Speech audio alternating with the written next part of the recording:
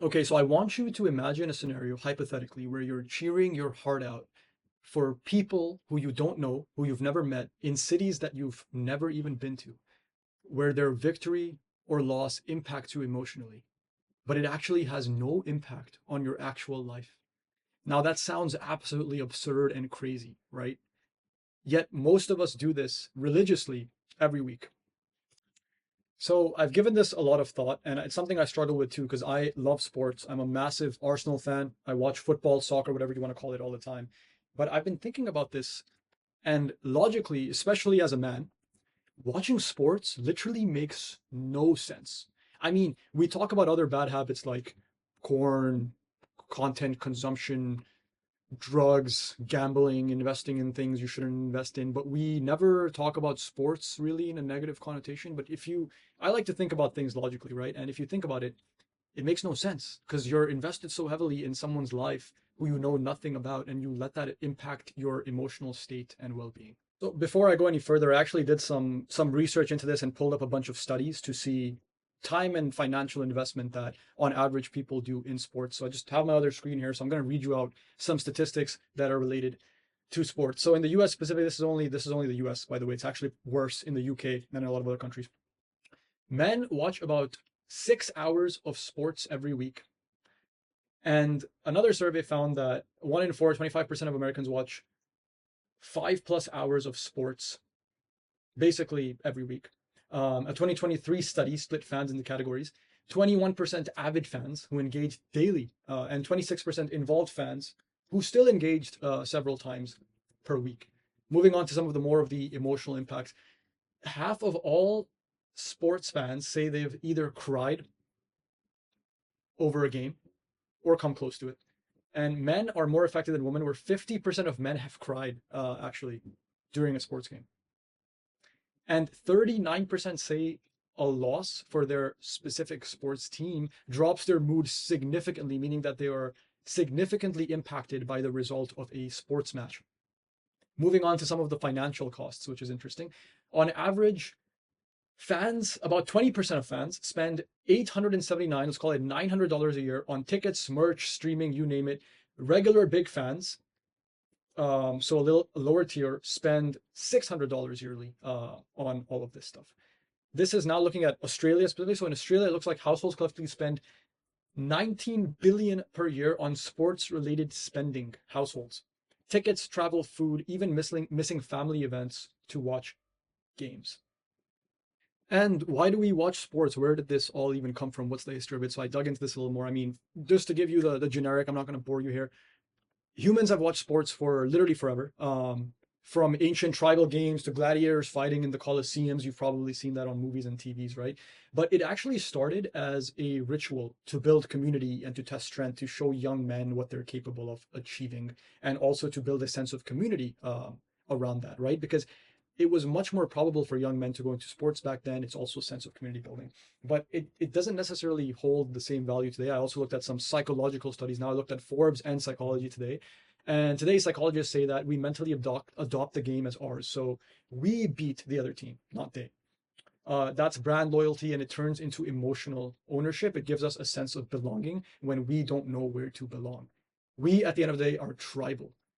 Human beings are tribally associated with tribes, which is why we like to watch sports, and that's how sports started off. Looking at Psychology Today, sports lead into narrative biases. So games just aren't events; they're stories with a surprise and a heartbreak and all of that kind of stuff too. It looks like watching sports also activate reward circuits, dopamine, adrenaline, and a surge of meaning for 2 hours or however long the game is for. And for men, it actually mimics the hormonal rush of playing, which is why a lot of men today think that we can still be professional athletes. Plus, according to more research, psychological research, sports boost subjective well-being, mainly through shared social interaction and fake emotional highs. Now back to my main point. If you are a man in today's world, okay, watching sports literally makes no sense. You are investing your emotions and your self identity into a sports team and investing hours and hours and hours of your time and playing fantasy leagues and spending money to cheer on people that don't even know that you exist. It intuitively and logically makes no sense.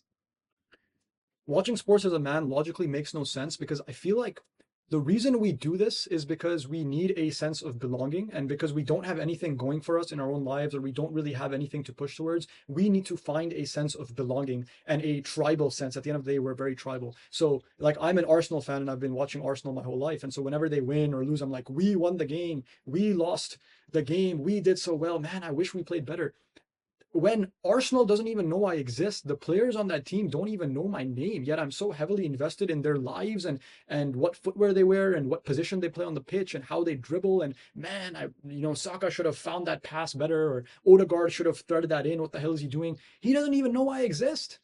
How am I, as a full grown man, investing time and energy into people that don't know I exist, and I'm letting them dictate my mood, my emotions, and my energy? We talk about bad habits as a man, watching explicit content, scrolling on social media, watching Netflix movies and all of that kind of stuff, gambling, doing drugs. But I don't know why watching sports is never in that conversation. Maybe because it doesn't have as bad of a connotation. But if you really think about it logically, if you're wasting time watching movies, isn't sports just as bad? In fact, isn't it worse because you're investing emotional energy into people that don't know you exist? And this might piss you off because you're like, shit, man, what the hell, bro? I just like watching sports. I'm the same way. I love sports. I'm a huge Arsenal fan, and this is something I've struggled with for a long time. And just in the past year, I've thought about this logic. I'm like, damn, I waste so much time watching Arsenal and investing in them emotionally and caring about the players and how they play. I'm like, is it because I'm not doing anything of purpose that I have to invest in them so much? Like, oh, like I'm part of them. We did a great job and all that kind of stuff. But really makes no sense. I feel like as a man, you should find your own purpose and invest in yourself and what you want to achieve. Don't let other grown men dictate your emotional well-being, right? And it's weird because I see like full-grown men wearing jerseys with another man's name on the back and saying, "That's my boy." He doesn't even know you exist. What do you mean that's your boy? You need to find your own purpose. And I feel like we invest so much time into other people's lives. So I don't know why like sports isn't talked about enough, but it makes no sense to me why we waste so much time watching sports. I'm not saying sports inherently are evil. I mean, they do give us a good sense of community, especially on the international stage when you have like the FIFA World Cup and you're cheering for your country. And I think certain matches, like we should be watching like the finals and some crazy matches, right? Super Bowl, what have you, or when your country's playing in a sports tournament, like I'm from Pakistan, when they're playing in the Cricket World Cup, I'll tune in and watch that. But I think that we get so hooked in without questioning, like, what if we directed that energy towards our own life narratives? I feel like we would get so much further ahead. So, I mean, my ask is just next time you cheer so loudly or get so upset from another man's decisions when he's playing a sports match, ask yourself, why am I celebrating? And more importantly, what could I build with that same energy? Those are the important things, right? Because at the end of the day, when you watch sports, when they win and you're so happy and you're saying, "Oh my God, we won, I'm so happy," and you go celebrate and you're jumping around, you didn't get paid. You made zero money from that. You didn't even get any sort of like recognition from them for winning. You didn't win shit. They won. You're just celebrating for them. It impacted your life in no way. When you watch sports as a man and you cheer and you're like, "Oh, we won, we're the Champions League winners," you didn't win shit, you didn't get paid, you didn't get any recognition. You're celebrating someone else's achievements, which as a man makes no sense to me. Like logically, why do we do this? Just something to provoke your thoughts. Let me know what you think. Let me know if I'm thinking about this too deeply. What's your relationship with sports and how do you approach it?